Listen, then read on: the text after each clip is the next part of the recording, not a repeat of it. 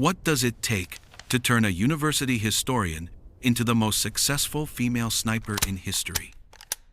The Nazi High Command knew her as Lady Death, a ghost on the Eastern Front credited with 309 confirmed kills. They gave her a mythological name, but they never understood the fierce, defiant academic who held the rifle. This is the story of her rebellion. Now, let's uncover how she defied her world. In the spring of 1941, Lyudmila Pavlichenko wasn't stalking fascists. She was researching Ukrainian history at Kyiv University. She was 24 years old, a scholar with a brilliant future, her life defined by lecture halls and dusty archives. But she was no stranger to firearms. As a teenager, she had joined a Osovoyakaim shooting club, a Soviet paramilitary sporting organization, and proved to be a natural, earning her Voroshilov sharpshooter badge for marksmanship. It was a hobby, a point of pride, not a preparation for war. Then, on June 22nd, history came for the historian. Operation Barbarossa, Hitler's treacherous invasion of the Soviet Union, shattered the peace. As millions of German soldiers poured across the border, Lyudmila's path radically diverged. She was among the very first volunteers at the Odessa recruiting office, driven by a cold fury to defend her home. But the system she ran to join immediately tried to reject her. Do you really think you would? The recruiting officer saw a woman and thought nurse or clerk. Her own accounts of this moment reveal a stark institutional barrier. I was now back in Odessa. She presented her marksmanship medals and certificates, but the men in charge laughed. They didn't need female soldiers. They needed someone to bind wounds, not inflict them. This was the first injustice she faced. A patriarchy that refused to recognize her skill in the nation's most desperate hour. Lyudmila did not back down. Her insistence was so unyielding that the army officials, perhaps just to be rid of her, arranged a grim audition. On a frontline position outside a village, they handed her a Mosin Nagant rifle and pointed towards two Romanians aiding the German advance. It was a brutal, on-the-spot test designed to silence her. She raised the rifle, sighted her targets, and calmly, methodically, eliminated them both. The argument was over. The recruiters were stunned into acceptance. Lyudmila Pavlichenko had just traded her diploma for a rifle and forced her way into the Red Army's 25th Rifle Division. Her war had begun. Thrown into the meat grinder of the Eastern Front, Private Pavlichenko was initially just another riflewoman in the desperate defense of Odessa. The army that had hesitated to arm her now depended on her. In her first 2 days of combat, using only the iron sights of a standard-issue rifle, she recorded her first 2 kills, proving her audition was no fluke. Her commanders took notice. She was immediately given a PE-4 scoped Mosin Nagant and a new, lethal mandate: become a sniper.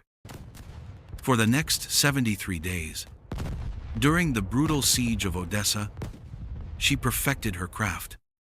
This wasn't random killing. It was a methodical, strategic campaign of attrition. From concealed positions in the rubble and scorched earth of the city's perimeter, she hunted. Her targets were not the common soldier, but the gears of the German and Romanian war machine. Officers, messengers, mortar crews, and forward observers. Each kill was confirmed by a spotter, a crucial detail when we analyze the historical record. This is verifiable badassery, not battlefield myth. By the time the Red Army was forced to evacuate Odessa by sea, Lyudmila Pavlichenko's official tally stood at a staggering 187. Her war, however, was far from over. Her unit was redeployed to the fortress city of Sevastopol in Crimea, the key to the Black Sea. The fighting here descended into a new level of hell. The rocky, ravine-filled landscape became a sniper's paradise and a soldier's nightmare. It was in this crucible that Pavlichenko's reputation was forged into legend. Nein, das ist The nicht German möglich. High Command, now acutely aware of the deadly sniper bleeding their officer corps dry, began to deliberately hunt her. They sent their own decorated marksmen from Germany, men with specialized training and equipment, for the sole purpose of finding and eliminating the woman they were now calling Lady Death. What followed were not chaotic firefights, but chillingly intimate duels. A lethal art form defined by patience and psychology. Pavlichenko would lie motionless for 15, sometimes 20 hours at a time, enduring heat, insects, and the constant, gnawing tension. She learned to read the glint of sunlight on a scope from 1,000 meters away, to distinguish the unnatural shape of a helmet from a rock, to wait for that one fractional error in her opponent's discipline. Her own accounts describe a 3-day duel with a German super sniper who had been pulled from France to hunt her. For 3 days, they stalked each other in a deadly stalemate. On the 3rd day, her opponent made a single, fatal mistake. He moved his head for a split second after firing. It was the only opening she needed. When she examined his rifle afterward, she found it had a more powerful scope than her own. She had outhunted a technologically superior foe through pure skill and iron-willed patience. She would engage in 36 such counter-sniper duels. She won every single one. This was her ultimate act of defiance. Turning the hunters into the hunted, dismantling the enemy's best, one by one, in a silent war of nerves they could not win. At the height of her lethal effectiveness in the charnel house of Sevastopol, Lyudmila's frontline war came to an abrupt and violent end. In June of 1942, a mortar shell exploded near her position, peppering her with shrapnel. The wound was serious. By this point, her confirmed kill count stood at 309, and the Soviet High Command made a critical decision. Lyudmila Pavlichenko was too valuable as a living hero to risk losing in combat. Over her protests, she was evacuated from the doomed city by submarine. She was now a national icon, but her rifle was taken from her. Her new mission would be fought not from trenches, but on the world stage. After a period of recovery, she was sent as part of a Soviet delegation to the United States, Canada, and Great Britain. Her objective: to convince the Allies to open a second front in Western Europe and relieve the unimaginable pressure on the Red Army. But upon arriving in America, she faced a disorienting new adversary: a trivializing, sexist press. Reporters didn't ask about her 36 sniper duels or the tactics of urban warfare. They asked if she wore makeup on the front line. They criticized her olive green uniform for making her look fat.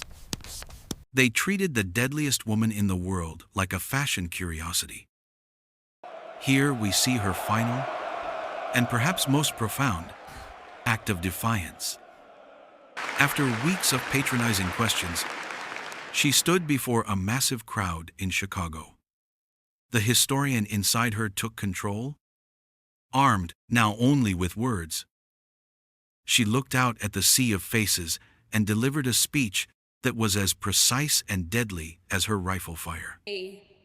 "Gentlemen," she began, her voice ringing with cold fury, "I am 25 years old, and I have killed 309 fascist occupants by now. Don't you think, gentlemen, that you have been hiding behind my back for too long?" A stunned silence fell over the crowd.